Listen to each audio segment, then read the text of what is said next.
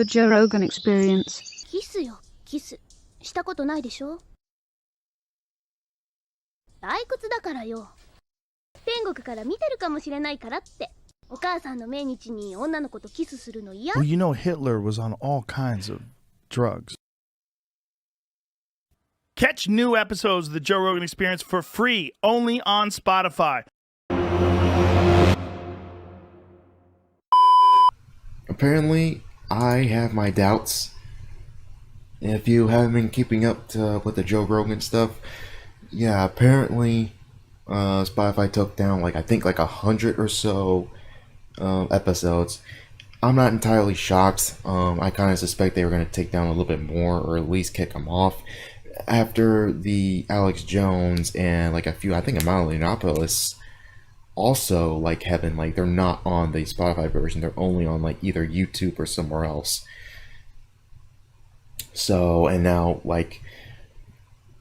already before this isn't really a shock. I knew Joe Rogan said the N-word hard R on a handful of his streams, but they're all in context, he's talking about something or he's quoting somebody, and he even says that in his quote-unquote apology video, which he shouldn't have done anyway. He should have just said, hey, I'm just telling this story, there's context to this. And I'm actually happy to see on Twitter people are sharing Joe Biden saying that when he was quoting somebody. And of course you'll get your typical lefty Twitch streamers like Hassan saying oh, it's hypocritical, stuff like that, when you're literally pointing out that context actually matters. Is Joe Rogan right wing? No, he's arguably very left wing, and many actually made that comment saying that he just reflects the people he's talking to, which I disagree with. That's not entirely true, because the one with Candace Owens, the one time he had Steven Crowder on where they argued about weed and shit, those are examples. He's been in heated arguments before with guests. So I definitely, I would say he's more moderate leftist, I would say. He obviously has different opinions on climate change. He obviously has different, opinions on, crime and all that other stuff. I'm not going to get into that. I like his podcast. I enjoy his podcast. His stuff he did one with, Randall Carlson, not too long ago. I'm yet to finish that one because I really like Randall Carlson stuff, and at some point either I might dedicate to talking about this type of stuff he brings up, because he talks about some really insane but really good, well, I won't say insane, but insane in terms of mind-blowing stuff about the earth and stuff that I really like. So at some point we might talk about either on another chill chat or on the podcast, the main podcast. I'll say it again, Joe Biden. Yeah.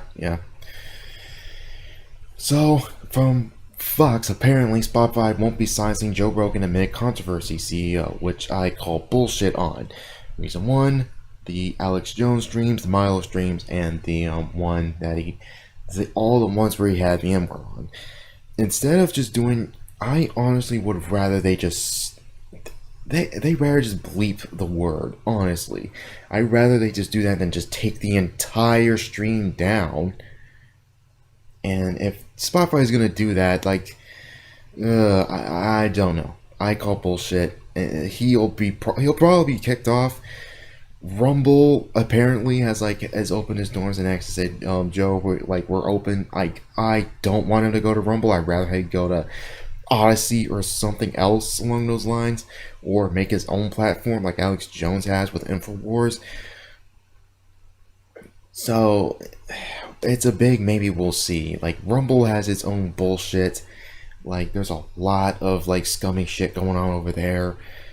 So global isn't real, just go down to Florida. Nah.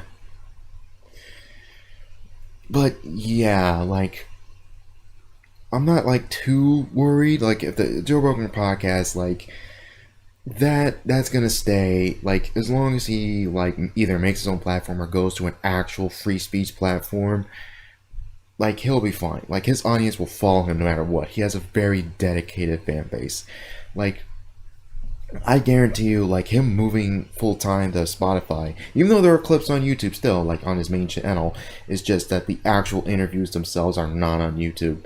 Well, I mean, well, they're not uploaded in full to YouTube, the newer ones that I mean. Like, all the other ones are still on there. But, like his audience definitely had a boost in Spotify's numbers, absolutely. Like, he's still doing the stuff, he's still doing the work, he's still talking, and that's still entertaining. So it's a big maybe. We'll see.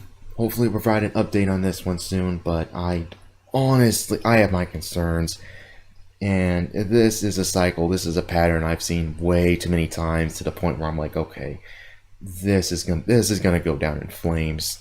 And absolutely, like if Spotify does what I hope to God it doesn't do, but I know it's gonna do it, and they're gonna kick Joe Rogan off. Like, they're gonna be dead to a lot of people, and a lot of people are just gonna boycott them outright. But it's a wait and see type thing, if you know what I mean.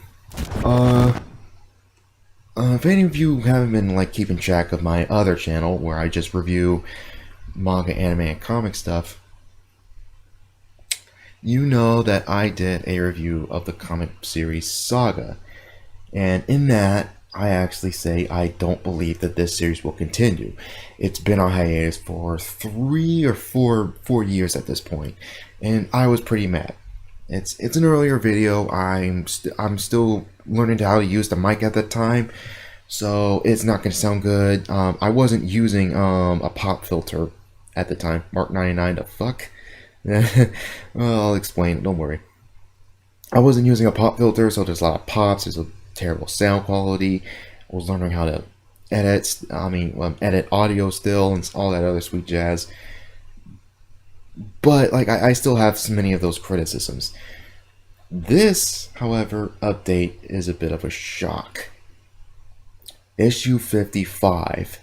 After 3 years, Saga uploaded its newest issue. So that's kind of a shock to me. So I guess Brian, still actually has it in him, and I guess he actually managed to get it to work. Granted, having actually read the issue, there are some problems in it, and some of the good old lefty comic stuff is almost in full display here. I know, like, Richard C. Meyer, your boy Zach, like, did a video of this like many years ago on the Abortion Town arc, which in context, there's context to it.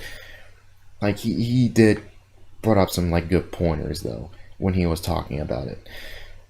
There were, like, even Pippa Pipkin on her channel, like, she pointed out like how out of place some of the lines and some of the dialogue actually is in this story. And it's really starting like Alana, like Hazel's mother, literally like says like the breastfeeding is part of the patriarchy. Granted, it's her trying to sell something, so I guess it's fine, but I know Brian's like probably saying that unironically, like, to this point. And there's still, it's a time skip, and that's also an issue that I have with it. The fact that like Hazel's clearly like a couple years older at this point, and like, you don't know what happened to the other characters, and hopefully there's a flashback incoming. It happens before. Saga had these time jumps before, so it's like it's not entirely like shocking that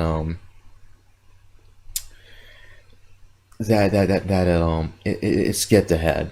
Like, we always go like up to speed on certain characters before, even though some of my criticisms like still stand. Like, what happens to the Robot Kingdom bloodline? What happens to Marco's mother? Like, is she still in prison? Etc. Etc.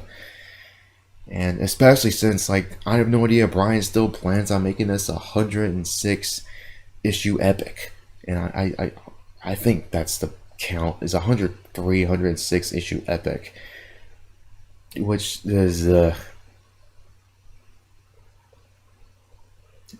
but like I said, like the dudes need to be working on this full time for several years. This is a monthly series, so I don't know if he'll dedicate his time to it. But still, surprise and a welcome one for this one, I would say.